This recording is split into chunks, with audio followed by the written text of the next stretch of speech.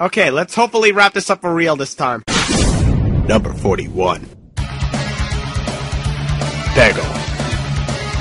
Quite an interesting story with this game right here. When I was with my friend at school, he showed me this game, and I was like, oh, okay, cool, a puzzle game, I'll give it a shot. And so I went home and installed this game and gave it a try. I played what seemed to be about 3 hours in my mind, but when I went downstairs to get a drink, I noticed the calendar was set 1 year ahead. I didn't recall that being like that before. Then I noticed something on the front door of my house that's a notice declaring me legally dead 1 year ago. What am I trying to get at, you say? Quite simple, really. This game is more addicting than any fucking drug on the damn planet. At first glance, Peggle doesn't seem like anything special. It's just your average puzzle game to you. But after you start playing it, you will get so engraved into its gameplay you'll lose track of time before you'll even know it. The gameplay is pretty simple to understand. You have this ball launcher at the top middle part of the screen, and the goal is to use the ball launcher to shoot balls and hit the orange pegs on the screen. There are blue pegs there too, for score purposes and for helping you deflect your ball to hit things across the map that you can't normally hit by default. You have a limited amount of balls you can use, and you must angle your shots carefully so that you don't waste all your balls at once. If you run out of balls to launch, you lose, and you have to start the stage you were playing all over again. There's also a character system set up in this game where you can play as different quote-unquote Peggle masters, which each have their different special abilities to utilize to help you out with the mission you're on. For example, M.U.G.E.N can predict exactly which direction and what angle the ball will go after you fire it. Claude can deploy his claws on both bottom corners of the screen to act as pinball flippers to help you shoot the ball back up and get more points. And Splork, when his ability is activated, any ball you shoot with him will cause an explosion upon impact and will trigger any nearby pegs that were in the blast radius. In addition, in every stage there will always be a moving platform going back and forth on the bottom of the screen with a big hole in it. If you launch the ball and it lands in that hole after it's done hitting pegs on its way down, you will get that ball back and will be able to use it again. You also have the ability to earn extra balls if you get enough points with a single shot. There are purple pegs, which if you hit them, you will get double points for every peg your ball hits on the way down. And I forgot to mention this earlier, there are also green pegs. When activated, they will trigger your character's special ability. Once you successfully hit all of the orange pegs in the level, Extreme Fever will activate, indicating the last part of the level where you see the last ball you shot make its way down and enter one of the 5 holes on the bottom, indicating how much extra bonus points you will get. However, if you're able to carefully hit all of the pegs on the screen, not just the orange ones,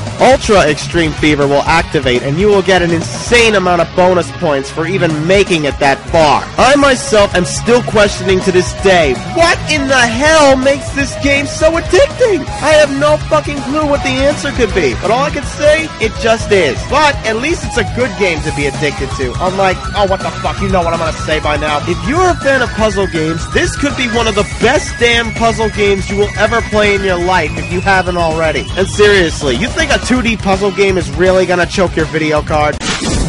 Number 42. Altitude and Dogfight Battle in the Skies. For all you flyboys out there with PCs that are slower than molasses shot out of an anus, these two games are definite must-plays for you guys. First up, we have Dogfight Battle in the Skies. This game is a 2D side-view flight sim almost identical to the game Skyfighter on the PSN, which is an awesome game, by the way. If you have a PS3, definitely check that out. When I recorded myself playing, I played as my all-time favorite plane in this game, the F-19. Why? Because that motherfucker is denied to have ever existed in the first place, but I know for a fact that this beauty of a plane sleeps peacefully in a hangar at Area 51. Call me a conspirator, whatever. Gameplay for this game is as follows. You can choose between what seems to be over 50 planes that range from World War I all the way to fucking Star Wars. Yes, Star Wars fighters are actually pilotable in this game as cameo appearances, but realism-wise, you could pilot not only planes, but helicopters as well. For a 2D side-view flight sim, the plane physics in this game are actually pretty well done and for the most part accurate. You could set how real you want your battles to be, whether having random chances of duds for missiles and bombs, allowing friendly fire or air collisions, choosing whether or not you want to have fuel consumption enabled or not, and many more. This game only has about 5 maps to play on, but for a free game, what do you expect? This game even has co-op split screen, where you can either watch two AI players fight each other on two sides of the screen, or fight against one of your friends in aerial combat. You also have the ability to set how big your air force is, as well as your enemies, and also set the objective of each battle, whether it be destroy the enemy as a whole, take out only the bombers, or take out their base. Definitely give this game a try if you're into flight sims, but your PC is ass on a stick. Secondly, with gameplay again almost as identical as Skyfighter on the PSN, we got the game Altitude. This game, while being very similar to Dogfight Battle in the Skies, instead of using real planes, it has its own original selection of planes, and it has amazing multiplayer to top that off with, combining elements of a Call of Duty style perk system to help mix it up how you fight other enemy planes, while at the same time taking gameplay elements from Team Fortress 2 and putting them into play as well. This game has a great deal of game modes to choose from, such as Plane Ball, Team-Based Destruction, Free-for-All, Team Deathmatch, and many more. So without wasting any more of your time explaining how great these two games are, head on out, play these games, and dance with the angels, Flyboys. Number 43. Giga Slave Online. Oh my lord. Okay, let me point something out to you guys. I myself am equipped with a somewhat outdated high-spec PC for gaming, and even I myself want to play this game so badly. Giga Slave Online, formerly known as Art of War Online before getting shut down for a little while and eventually getting reborn under a different game name, is pretty much Metal Slug the MMO. I mean, look at it. Take a look at the gameplay right before you and tell me with a straight face that this game doesn't remind you of Metal Slug. If you haven't heard of Metal Slug, slap yourself across the face and punch yourself in the nuts as punishment for missing out on one of the greatest arcade-style side-scrolling shoot-em-ups of all time. There's only one big problem with this game. It's only in fuck-mothering Korea! I hate it when Korea does this. They keep amazing games behind the world's back, and when somebody discovers them, they fucking cock-tease us in saying, "Oh, you wanna play our MMOs? Well, fuck you! You need legitimate Korean social security number ID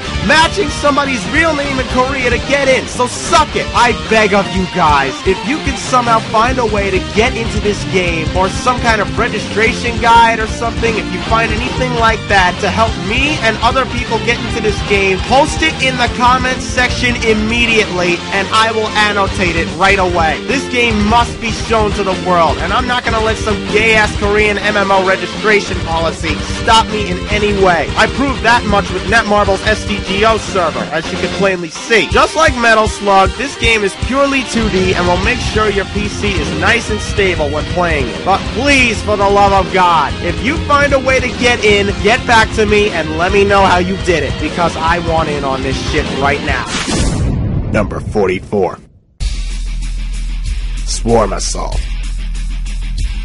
If you are new to RTS games and want a game to ease yourself into the genre to get yourself adjusted as to how RTS games all play, this is the perfect game for you to start out in. Swarm Assault is pretty much the most simplest RTS game ever made. This game is so simple to understand, even a retarded monkey with a cancerous brain tumor could play this game and be good at it at the same time. Here's how this game works. There are 5 factions in this game: ants, beetles, spiders, wasps, and scorpions. Each faction has only 3 units to mass produce at no charge. There is absolutely no resources in this game to gather. All 3 units for each side are completely free to mass produce at your own discretion. Each side has its own colony and own type of weapons it specializes in. The ants specialize in grenades and rockets, and an ant colony is equipped with twin machine gun towers on it for self-defense. The beetles specialize in machine guns, shrapnel, and artillery, and the beetle colony is equipped with a long-range artillery cannon, also for self-defense. The spiders specialize in snipers and long-range missile attacks, and the spider colony is equipped with 2 sniper towers on it to defend itself. The wasp specializes in machine guns, paralysis weapons, and sonic weapons, and the wasp colony is equipped with a heavy Gatling gun on it to protect itself. And lastly, the scorpions, which specialize in spear launchers and shurikens, and their colony has a twin spear cannon on it for self-defense, which has quite a bit of range. The way to win at this game is to capture all colonies on the map and claim them as your own. When you successfully destroy destroy an enemy colony, bits and pieces of that colony will go cum-shotting all over the fucking place like an erupting cock after drunk sex at a New Year's Eve party. And once all the pieces hit the ground, it's up to you to send in your units and collect all or at least the majority of the pieces of that colony before your enemy does. If your enemy happens to collect more pieces than you, then they will be the ones that will get control of that colony, and you're gonna have to shoot at the colony before it starts shooting at you to blow it up again to get another chance to get all the pieces. However, if you leave a colony alone for too long with all of its pieces scattered everywhere, little by little the pieces will start vanishing, and once all of them are gone, the colony will become neutral and will then become hostile to all armies in play. There are 4 different armies in this game indicated by color, being red, blue, green, and yellow. Most of the time, each army will only start out with a couple of colonies and is expected to expand from where they start out to capture different types of colonies to gain access to new types of units to use against the other 3 armies. For example, if you were to capture a beetle colony and all you had was 1 ant colony to start out with, once you capture that beetle colony, you will then be able to produce the 3 beetle units to your disposal to help you out in combat. The first army to capture all colonies on the screen and turn them into their color will win the game. Make sure you be careful on your conquest, as you will most definitely run into multiple different neutral party characters out there, such as dragonflies, which will occasionally come around and carpet bomb the area in a straight line, and multiple different types of plants, such as popcorn plants and spike bushes, which will attack any units that wander too close to them. Neutral party character units are hostile to all 4 armies, so make sure you be careful of them. There's even colonies that start off as neutral by default that are hostile to all 4 as well. Careful you don't mistake them for being a dead colony when all of a sudden you wander too close and they'll open fire on you. If your colony takes damage in battle, the way to heal it is simple. If you have any units mass producing, just stop mass producing whatever you're building, and then the colony will automatically slowly regenerate its health. If you're building anything, the colony will not regenerate its health. So if you're in the middle of building an army and your colony takes some damage, you might have to stop building for a minute to give it a chance to heal. Neutral colonies heal automatically since they don't build anything, which makes them a little bit harder to take down. Freshly captured colonies start off with their health at 0 and slowly regenerate itself just like normal. But if you build something at them from first glance after capturing them, that will leave them quite vulnerable. Even a single shot will kill the colony, and you'll have to recapture it all over again. This game, I'm not kidding, has literally a 100 mission long campaign that will keep you occupied for a long time. I doubt you're gonna beat 100 missions that fast. This game also has a simple to use random map generator to generate battlefields to your liking. In the past, with my childhood, when I used to play the shit out of this game, I was playing it on a computer that was so crappy and was equipped with Windows 98 Plus. If that can handle it with no lag, I doubt anything nowadays, no matter how shitty, would be a problem, don't you think? Regardless, if you're new to RTS games, have a shit PC, and don't know where to start to ease yourself in without rushing it, giggity, Swarm Assault is the perfect place to go. Number 45. N. What comes to mind when you hear the letter N when involving a fast-paced platforming game? If you want the truth, the N in this game's title actually stands for Ninja. Even if you didn't realize that at first, it's plain fucking obvious. N, mainly known as Endgame by most people, originally started out as a game on addictinggames.com, but has now gone far beyond that and is now a fully downloadable free game. This game pretty much plays similarly to a Super Mario Bros. Game, except way more faster paced and a shitload more addicting. The goal of the game is simple. You start off in one spot on the map, and to win, you must reach the goal. To do that, you need to go around the map and find the key to open the door, otherwise you can't finish the level if you go up to the door when it's closed. But on top of that, there's a time limit. To increase the time limit, you gotta collect these gold squares around the map to give you more time. The time limit that you finish the level with carries on to your next level. So make sure you leave yourself with plenty of time so you can increase the timer even further on the level after. And to make matters worse, you're up against multiple types of enemies that will all try and stop you from reaching the goal by trying to kill you. Every enemy in the game can literally kill you with only one hit, so make sure you use your speed and agility to avoid their attacks at all costs. Some enemies include gauze turrets, rocket turrets, stationary mines, swamps, zap drones, laser drones, chain gun drones, and floor guards. Since you're a ninja, you act like one in-game, being able to jump really high, run really fast, and jump from wall to wall, i.e. like a ninja. Story mode has hundreds of missions for you to play, and also comes with an easy-to-use level editor to make your own missions with as well. You're also allowed to play other people's maps online and put yourself to the challenge of playing other people's creations. If you're a fan of platformers with a PC that reeks of ass, this game is definitely a must-play for you. Definitely give it a shot. Motherfucker, are we out of time already? I just got 5 games done. That's it? Come on. Alright, fine. Click the easy button and we'll continue.